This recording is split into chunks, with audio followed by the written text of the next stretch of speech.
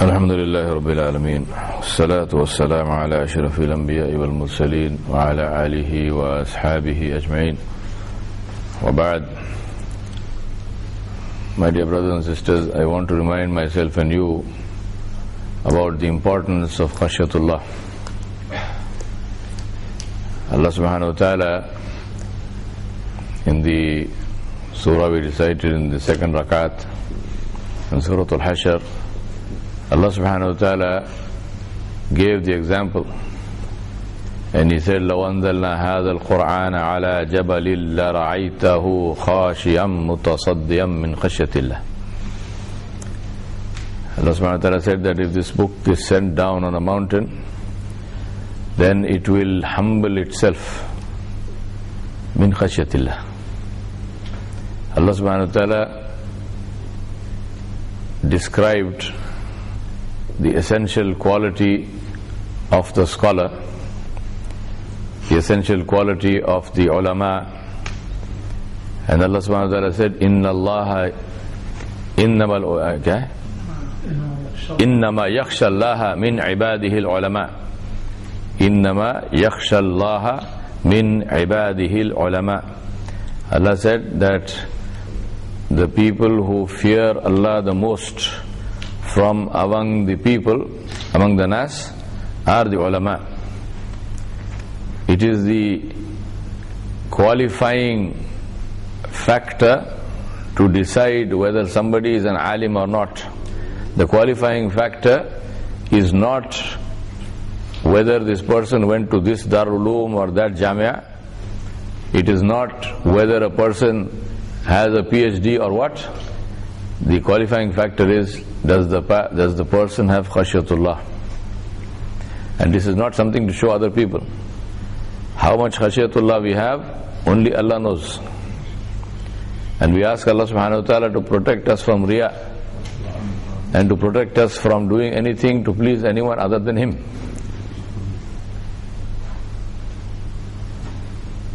Because the biggest tragedy is if the Imam or the Da'i is reciting Quran or is giving da'wah, and in his heart, instead of pleasing Allah, he is doing it to show people, then the people will get hidayah and he will go into Jahannam. May Allah protect us. One of my elders gave me some very good advice once, and I always remember that.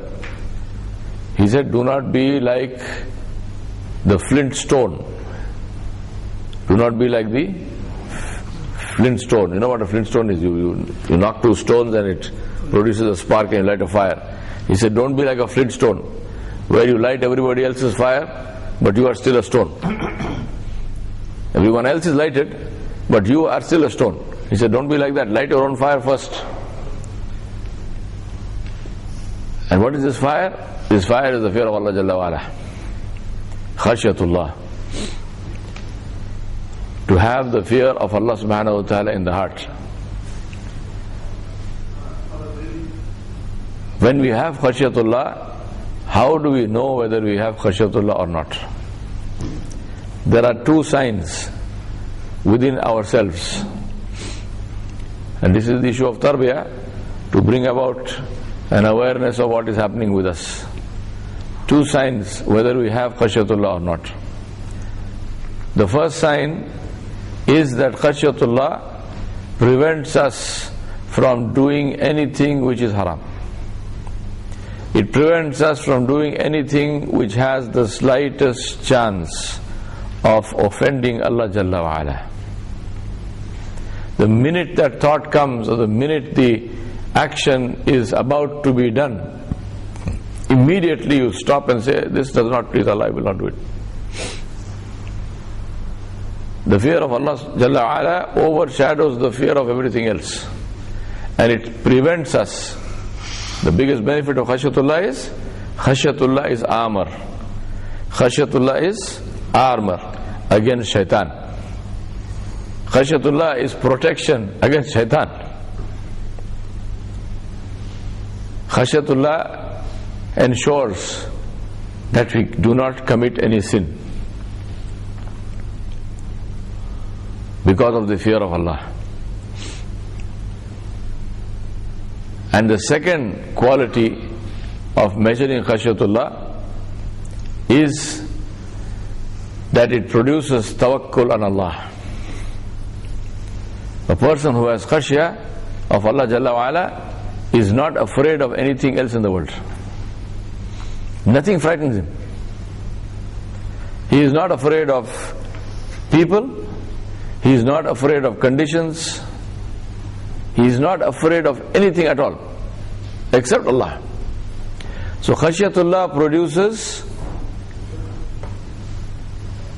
the confidence in a person, increases his confidence, and Khashiyathullah produces in a person the reliance on Allah subhanahu wa ta'ala. So two big benefits of Khashiyathullah. One, what is the first one? That it protects you from sin. Khashiyathullah protects us from sin. And second benefit of Khashiyathullah is tawakkul ala Allah. Khashiyathullah increases the confidence level of a person. Now, how do you bring about Khashiyathullah? The way to bring about Khashiyathullah is dhikr of Allah subhanahu wa ta'ala. Constant remembrance of Allah subhanahu wa ta'ala. Remember that zikr is not just to take a tasbih and no. Zikr is that the heart is always connected with Allah subhanahu wa ta'ala. Continuously. Your breath itself is La ilaha illallah Muhammadur Rasulullah. In your breathing, in your heart, when your heart is beating, it is constantly you are remembering Allah subhanahu wa ta'ala. There should be no moment in our life which is spent in ghaflat from Allah subhanahu wa ta'ala. Not even 1 second. Constantly remembering Allah. Constantly talking to Allah.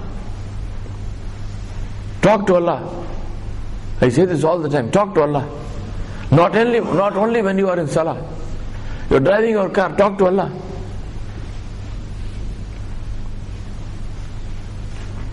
You see these people with cell phones and a Bluetooth device behind the ear. And this person is walking and he's talking.